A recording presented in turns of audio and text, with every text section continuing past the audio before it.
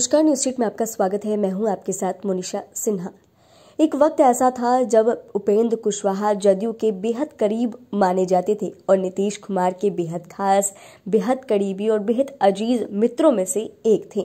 लेकिन अब आपको यह भी मालूम है कि उपेंद्र कुशवाहा नीतीश कुमार से अलग हो गए हैं और कहीं ना कहीं अब कई सारे सियासी हलचल देखने को मिल रहे हैं, क्योंकि उपेंद्र कुशवाहा ने आरएलजेडी पार्टी की स्थापना की और इसके ये राष्ट्रीय अध्यक्ष भी बने। लेकिन अब जहां एक तरफ लोकसभा चुनाव है तो वहीं अब सियासी हलचल तेज हो गई है और चर्चाएं भी काफी तेजी से बढ़ने भी लगी है।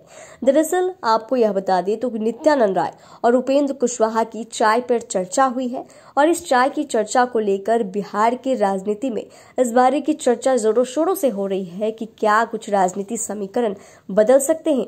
तो आइए आपको इस वीडियो में हम और भी विस्तार से तमाम चीजों के बारे में जानकारी देते हैं। दरअसल केंद्रीय मंत्री नित्यानंद राय और उपेंद्र कुशवाहा की मुलाकात पर बिहार में सियासी हलचलें तेज हो गई है। हालांकि नित्यानंद राय ने इस मुलाकात को लेकर उपेंद्र कुशवाहा से कहा कि मेरा पुराना रिश्ता है और उन्होंने यह भी कहा कि हम राजनीति में नहीं थे तब से हमारे संबंध है, वे एनडीए के मजबूत साथी हैं, इसी कारण हम उनके घर जाकर चाय पिए।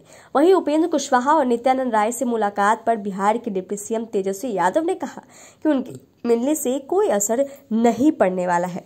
नित्यानंद राय क्या दावा कर रहे हैं, इसमें कोई भी सच्चाई नहीं है, बल्कि इन लोग के पास झूठ का पुलिंदा है, ऐसा बिहार के डिप्टी सीएम तेजस्वी यादव का कहना है।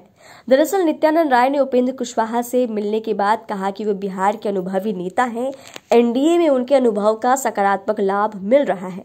नित्यानंद राय ने अपने बारे को लेकर यह भी कहा और दावा किया कि इस बार फिर से हम लोग 40 की 40 लोकसभा सीटें जीतेंगे।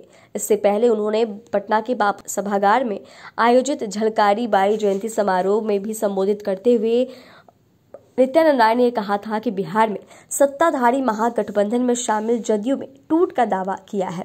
उन्होंने कहा कि आरजेडी जदयू को जल्द ही तोड़ने वाली है, जदयू इसके बाद खंड खंड हो जाएगी। ललन सिंह, विजेंद्र यादव समेत अन्य नेता जदयू को छोड़कर आरजेडी में चले जाएंगे और नीतीश कुमार को बीजेपी ने सिर पर बैठाया है, लेकिन उन्होंने धोखा दिया। अब उनकी मानसिक स्थिति खराब हो गई है।